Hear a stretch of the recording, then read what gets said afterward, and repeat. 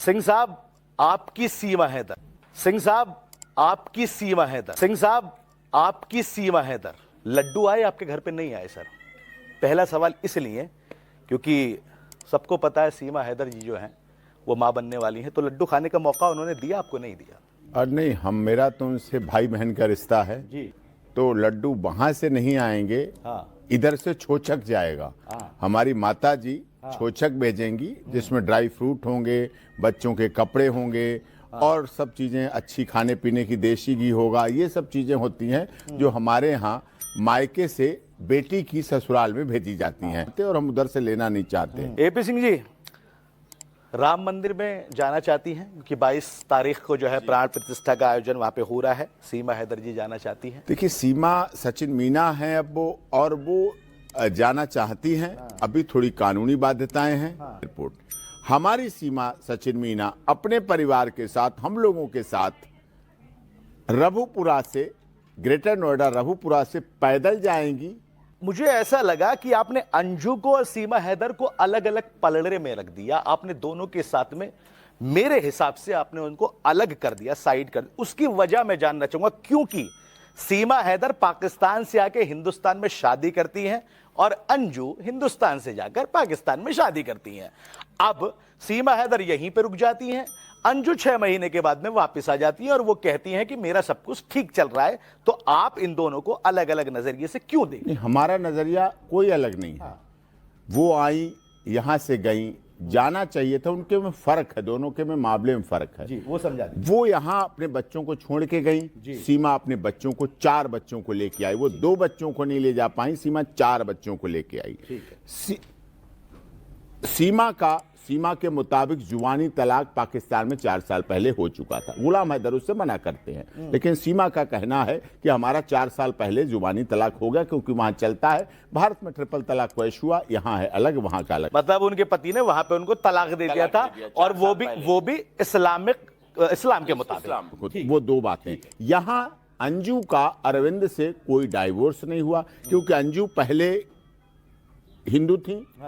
उसके बाद वो क्रिश्चियन बनी, क्रिश्चियन में विवाह हुआ। उसके बाद बिना तलाक के, बिना बताए, बिना किसी परिवार के पूछे कछे, किसी को सूचना के, जयपुर कह के वो पहुंच गई पाकिस्तान।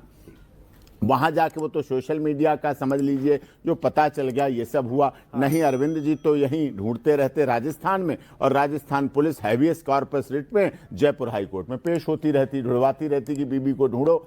मेरे ख्याल से ऐसे ही ढूंढती रहती जैसे सीमा हैदर के पति पाकिस्तान में उनको ढूंढ रहे थे, क्योंकि उनके पति का ये कहना है कि उनका डिवोर्स हुआ ही नहीं। हाँ, वो ये कह रहे हैं। हमारे साथ भी डिबेट में कई बार हुआ, लेकिन वो उसमें भी गच्चा खा जाते हैं। एक बहुत बड़े न्यूज चैनल पर डिबेट शुरुआत में चल रही थी तो सवाल जवाब चल रहे थे। मेरा पहला अवसर था जब न्यूज चैनल ने गुलाम हैदर साहब को हमारे सामने जोड़ा। ठीक है, तो हमने पूछ लिया। मेरी भी क्यूरियोसिटी थी कि उस समय मामला भी था, 8 महीने पहले की बात और थी, अब की बात और है। तो मैंने क्या गुलाम हैदर साहब आपकी धर्मपत्नी थी? मैं कह रहा हूं थी, आप कह रहे हैं। तो क्या वो स्पाई थी, जासूस थी, आतंकवादी थी? क्या उनसे वहां मिलते थे आतंकवादी संगठन? क्या फंडिंग होती थी? क्या ये सब कुछ होता था? वो समझ नहीं पाए हमारी बात को, या हम जो घुमाव से पूछ रहे थे उसको नहीं।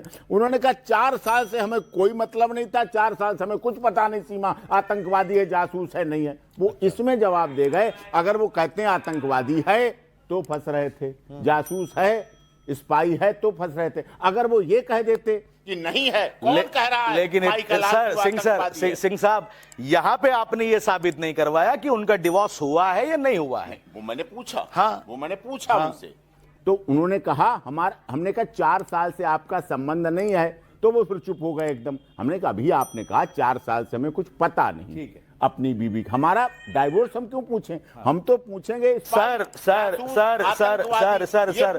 मैं पता पूछने के लिए नहीं, मैं पूछने के लिए क्यों कह रहा हूं सर? सिंह साहब मेरी बात सुनिए पहले आप। मैं पूछने के लिए क्यों कह रहा हूं? मैंने आपका पिछला इंटरव्यू देखा, आपने कहा, अच्छा पहली बात, मेरे नाम के पीछे भी हिंदुस्तानी, प्योर हिंदुस्तानी हूं, पाकिस्तान की वकालत नहीं कर रहा हूं, क्योंकि आपके पिछले इंटरव्यू में आपने ये कहा कि अंजू जब यहां से गई तो जाते ही उसने अंजू से वो क्या बन गई, क्या नाम था फातिमा सर, बेगम। फातिमा बेगम बन गई, निकाह करा, वलीमा करा, दावतें उड़ाई, पाकिस्तान की हाँ पाकिस्तान की जितने भी टूरिज्म प्लेस है वहां पे जाके टहली, अपने पति के साथ में घूमी, हाथ में हाथ डाल, सब कुछ किया। फिर आप एक तरफ कहते हैं कि भैया सीमा हैदर ने भी ये किया, तो अलग अलग क्यों सर? नहीं, आप उसको नहीं सर सीमा सर घर से नहीं निकली, हाँ, सीमा आई हाँ, भारत। हाँ, तरीका आने का हो सकता है उसका गलत था, लेकिन नहीं हो सकता नहीं सर, है गलत, नहीं सर गलत है। भारत और नेपाल के बीच ऐसा नहीं है। भारत और नेपाल देखिए, वो वैलिड पासपोर्ट वीजा से दुबई आई, अच्छा, दुबई से काठमांडू आई, वैलिड पासपोर्ट वीजा काठमांडू आई।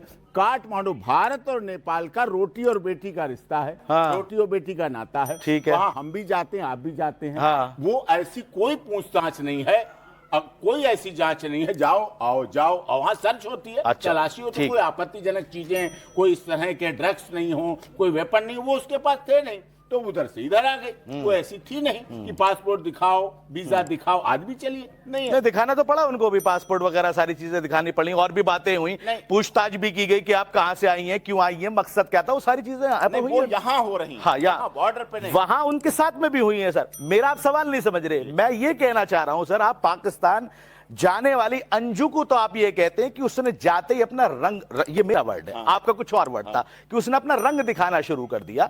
सीमा को कहते हैं कि आई आपका इस्तकबाल है, वेलकम है, नहीं हुआ इस्तकबाल सर, आप तो कर रहे हैं ना, आई सर, आपने तो किया, पुलिस कस्टडी हुई, हाँ, वो जेल गई जी, जेल में रही, ठीक है, उसकी बेल हुई, ठीक है, उसके साथ में उसका पति रहा, ठीक है, उसका ससुर रहा जेल में, ठीक है, बेल हुई, हाँ, बच्चे भटकते रहे उसका, हाँ, बेल हुई, कोर्ट ने ऑर्डर किया, घर पे रहोगी, इस एड्रेस पे रहोगी, कहीं जाओगी तो बताओगी, उसकी कंप्लाइंस कर रही है। अच्छा, अभी भी घर में रह रही है, अभी घर से बाहर नहीं आ सकती, आज मेरे ख्याल से कहीं पे थी वो, शायद खबर के सामने थी, घर के सामने थी। अच्छा, तो वो फिर अब जो अयोध्या जाने की बात कर रही है सर, वो परमिशन हम लेंगे, आप लेंगे पर, अच्छा लेकर आया है, जिसके पीछे दुनिया पागल हो रही है। एक देखने का क्रेज होता है कि उसके अंदर ऐसी कौन सी मतलब ऊर्जा है, मगर ये सीमा हैदर बोलो या सीमा सचिन बोलो, वो कोर्ट बताएगा या आईपी सिंह जी बताएंगे या उनका वकील बताएगा या देश का संविधान बताएगा जो बाबा साहब अम्बेडकर का है, उनका नाम क्या है, उनको सचिन सीमा बोल लो या सीमा सचिन बोल लो या सीमा हैदर बोल लो। साथ के साथ आप मुझे एक बात बताओ कि क्या केवल सनातन का चोला जो है, अब हमारी एक बहन जैसी है आस्था माँ, क्या वो धर्म के लिए काम नहीं कर रही है? क्या उन्होंने कम कष्ट उठाए? उसी तरीके से धीरेन्द्र शास्त्री है, क्या वो धीरेन्द्र शास्त्री से बड़े हो गए जो धर्म के प्रचारक हैं? उसी तरीके से विष्णु शंकर जैन है जिन्होंने राम मंदिर के लिए केस लड़ा है, उनके पिताजी ने भी केस लड़ा है, तो क्या वो उससे बड़े हो गए हैं? कि क्या नाम है, सीमा सचिन ने या सीमा हैदर ने कपड़े सुखाए, ब्रेकिंग न्यूज, उन्होंने आज कपड़े धोने की मशीन लगाई, ब्रेकिंग न्यूज आज उन्होंने 2 चम्मच धोए हैं, ब्रेकिंग न्यूज वो दरवाजे के बाहर आए, ब्रेकिंग न्यूज। अरे ये ब्रेकिंग न्यूज के अलावा अगर रघुपुरा की कोई मूल समस्या है उन्हें दिखाओ, तो मगर एक ही चीज को केवल टीआरपी के लिए फोकस करना, उन लोगों से पूछना चाहता हूं जिन लोगों ने जहां देखी तवा परात और वहीं बिताई सारी रात, ये केवल ट्रेंड चलाने के लिए है। देखिए, अगर आप रोज मेरे पास आ रहे हो या रोज बैठ रहे हो तो इसका मतलब आपको टीआरपी मिल रही है, तो आप अपना ईमान धर्म तो नहीं बेचोगे। अगर आपको टीआरपी दिख रही है तो टीआरपी तो बुरा मत मानना, आपको कोई गलत जगह में भी मिल सकती है, तो आप क्या गलत काम करना शुरू कर दोगे? नहीं करोगे, क्योंकि इंसान अपना सब कुछ बेच सकता है मगर अपनी इंसानियत और अपनी नियत और अपनी सोच नहीं जो है वो बेचेगा। मगर साथ के साथ अगर वो पाकिस्तान से आई है तो मैं अगर एक बारी को पाकिस्तान के बारे में गलत बोलूंगा तो आपको बर्दाश्त हो जाएगा, क्योंकि मैं हिंदुस्तान का नागरिक हूँ, मैंने हिंदुस्तान का नमक खाया है। अगर सपोज करो मैं अमेरिका चला जाऊं तो मैं अपने हिंदुस्तान की बुराई सुनने से पहले या तो मर जाऊं और या तो फिर इस देश में वापस आ जाऊं। उसी तरीके से अगर उसका जन्म वहां हुआ है, मैं तो नहीं कह रहा, कागजों में बता रहा हूं, तो पहली बात तो उनको पाकिस्तान के खिलाफ कोई नारा उनको नहीं लगाना चाहिए। मैं अपनी बात नहीं कर रहा हूं, पहले सुन लो, मैं अपने बारे में नहीं बोल रहा हूँ, ठीक है? क्योंकि मैं बोल सकता हूँ, एक कहावत होती है कि बिल्ली भी जो होती है ना, बिल्ली वो भी 4 घर छोड़ देती है कई बार दूध पीने के लिए। पता क्यों छोड़ देती है? क्योंकि उसके बच्चे को अगर किसी ने दूध पिला दिया तो वो कहती है इन 4 घरों ने तो मेरे बच्चों को पिला दिया है, अब मैं 5वें घर में जाऊंगी।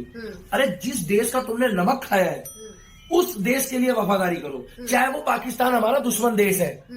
मैं नहीं, मैं तो बुराई करूंगा, मैं जब तक जिंदा हूं मैं करूंगा, क्योंकि हमारे सैनिकों के साथ वो गलत करते हैं। मगर आपके अंदर जहां का ब्लड है, जहां का खून है, जहां आप पली हो, जहां आप बड़ी हो, आप उस देश की अगर बुराई करोगे तो हो सकता है आप उनके नहीं हो तो हो सकता है कल को हमारे भी ना हो। पाकिस्तानी आप डांस कर रहे हो, मुझे कोई दिक्कत नहीं है, अभी व्यक्ति की आजादी है भाई आजादी साहब, है। दुनिया नाच रही है, मगर आप शाम को नाचो, दिन में राम राम करो, एक बार चलेगा, फिर आप शाम को नाचो, फिर अगले दिन राम राम करो, फिर आप शाम को नाच रहे हो, मगर इसका मतलब हम हमारे देश की भावना के साथ आप राम के नाम पे नहीं खेल सकते, आप सनातन के नाम पे नहीं खेल सकते।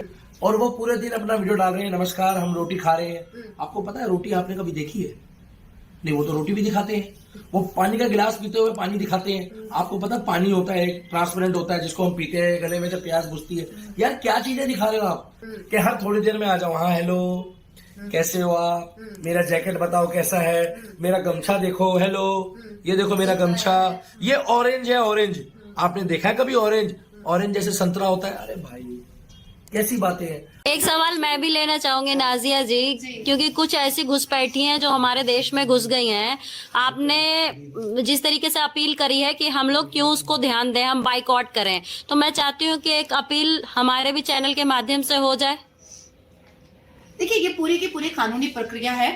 जो इलीगल माइग्रेंट्स होते हैं, जो घुसपैठियां होते हैं, और खास करके अगर वो पाकिस्तानी हैं, तो पाकिस्तान की वजह से हमारे देश को बहुत नुकसान और बहुत ज्यादा हर्ट हमें हो चुका है।